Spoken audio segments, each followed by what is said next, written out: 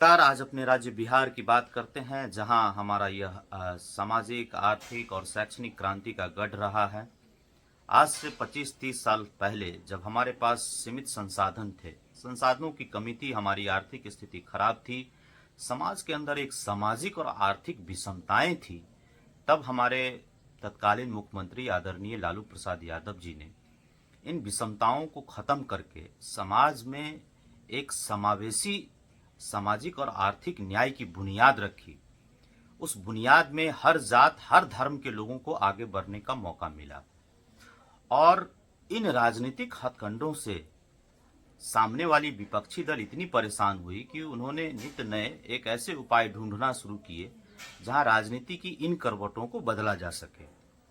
और उस समय एंट्री हुई एक बिहार के ही फिल्म मेकर हैं, सभी लोग जानते हैं, चंपारण एरिया के रहने वाले उन फिल्म मेकर प्रकाश झा की एंट्री होती है।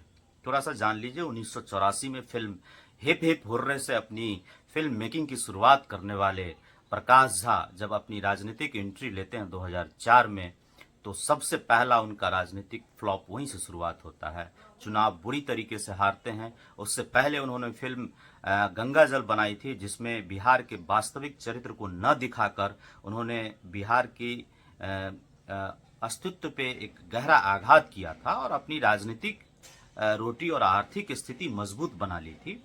उसके बाद फिर 2009 में वो लोकसभा चुनाव लड़ते हैं पार्टी लोजपा से, और फिर बुरी तरीके से चुनाव हारते हैं।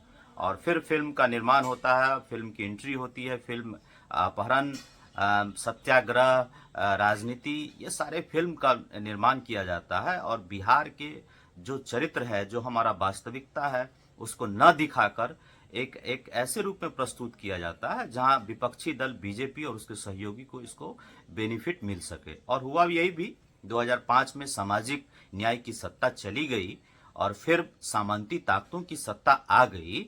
2014 में फिर ये चुनाव लड़ते हैं, लेकिन राजनीतिक रूप से सफल नहीं होते हैं।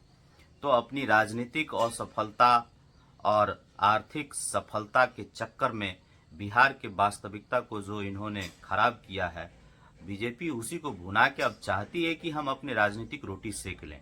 लेकिन अब बिहार की जनता जागरूक है, जानती है, आपके हर चीज़ों को जवाब करारा रूप से देना चाहती है।